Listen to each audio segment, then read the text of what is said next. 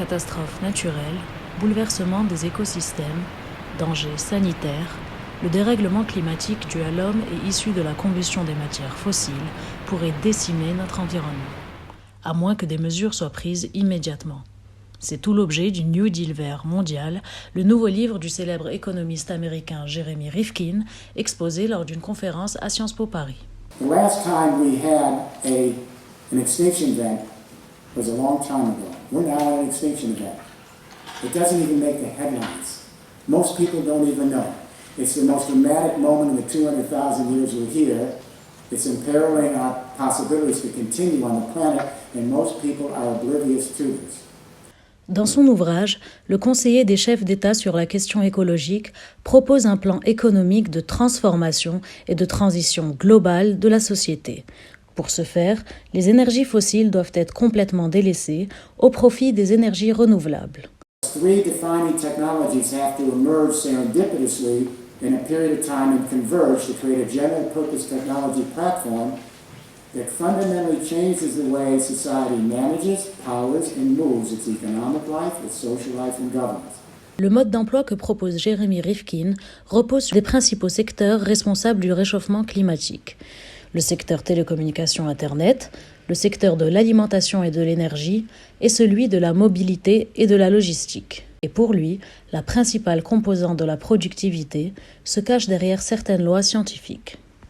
When we look at every year of the Industrial Revolution, these two factors, better machines and better workers, it's only 14% of the quote productivity. Where's the other 86% the economists don't know? Is that shocking to you? They call it the solar residual. But every engineer knows, every chemist knows, every biologist knows, and every architect knows. Because the language you use in your disciplines is the first and second laws of thermodynamics. L'avenir, pour le prospectiviste, ne peut résider que dans les énergies solaires, éoliennes, les autres énergies renouvelables et les technologies zéro carbone. Elles se développent d'ailleurs considérablement et doivent être impérativement favorisées. Selon lui, les lois du marché jouent complètement en faveur de ce qu'il nomme la troisième révolution industrielle. This year, 2019, the levelized cost of solar and wind utility scale has just dipped below the cost of every other energy we use on Earth. It's already been way below nuclear. Nuclear's gone. It's now below coal and oil, way below, and it just dipped below natural gas. 1 kWh d'énergie solaire valait $79 dans les années 70 contre 4,3 centimes de dollars aujourd'hui. Pour Jeremy Rifkin, c'est donc dans les énergies renouvelables que se situe désormais la plus forte croissance de la demande. Selon lui, la bulle des énergies fossiles, ce qu'il définit comme la plus grosse bulle de l'histoire, estimée à 100 000 milliards de dollars d'après Citigroup et 40 000 milliards selon The Economist, n'aura d'autre sort que d'exploser dans les années à venir. Et les investisseurs n'auront d'autre sort que de les délaisser en masse. We never expected a technology revolution so extreme in its aggregate efficiency that it could actually plunge the marginal cost so low that market capitalism could no longer make a profit.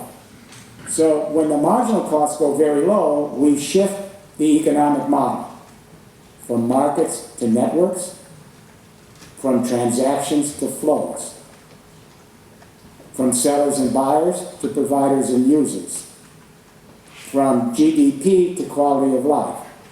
La révolution digitale y joue un rôle prépondérant et se conjugue avec les énergies renouvelables. Plusieurs millions de personnes produisent aujourd'hui leur propre énergie solaire ou éolienne, et pour Jeremy Rifkin, ceux qui n'utilisent pas devraient être répartis dans un réseau commun. Tout cela en utilisant le même big data qui a fait émerger le numérique. Les capteurs et l'Internet des objets connectés permettront de mettre en œuvre la convergence des énergies renouvelables dans le cadre des smart maisons, smart véhicules. This is a prothesis, this infrastructure, of the human brain and nervous system, all right?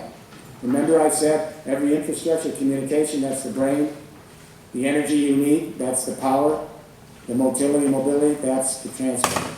So this time, the brain is Galileo and GPS. Those satellites are synchronizing billions of sensors, that's the nervous system.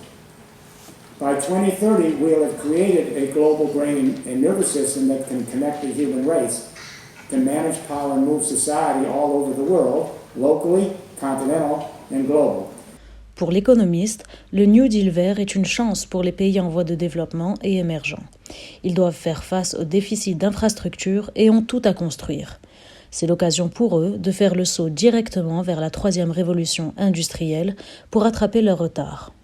The cell phone is important because the solar panel powers the phone, so you don't have to walk for 2 weeks to get power. You're right there. Then once a month you put $1 or whatever it is to the credit union and you pay it off. They can now wire up 200 huts in a small village with a little battery and a cement container for $2,500. Mais toute transformation à l'échelle mondiale devra passer par des décisions politiques en rupture avec le passé. Pour lui, la taxe carbone se doit d'être offensive, mais supportée par les producteurs des énergies fossiles. Mais surtout, les gouvernements doivent décentraliser leur pouvoir et mettre en œuvre les politiques au niveau de chaque communauté, ville et région. This is the key for disaster resilience. There is no central government that's going to be able to handle the magnitude of what's coming to you in this room. Il souligne le fait que les gouvernements agiront plus rapidement grâce aux jeunes dans la rue, qui commencent à protester, se soulever, mais plus que cela, s'organisent pour lutter contre le réchauffement climatique. La prise de conscience est amorcée et elle est primordiale pour assurer la transition écologique.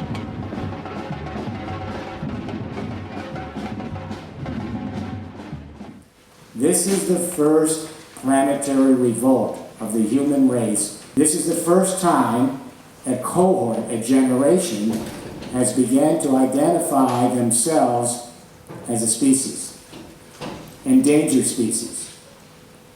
This is the first time a generation has begun to understand that human beings do not have total agency on this planet. Far from it. 12 years, now 11, to completely transform the civilization we live in. 2028, c'est la date butoir pour la transformation écologique du prospectiviste. Mais avec 28 milliards de tonnes de dioxyde de carbone émis dans le monde, 90 millions de barils par jour de pétrole consommés et seulement 2,5% de voitures électriques, Jérémy Rifkin fait preuve d'un optimisme agressif. Pourtant, les études sont claires. Il est impératif que les émissions de gaz à effet de serre diminuent de moitié d'ici 2030. L'avenir lui donnera-t-il raison? Ou serons-nous peut-être absents pour en juger?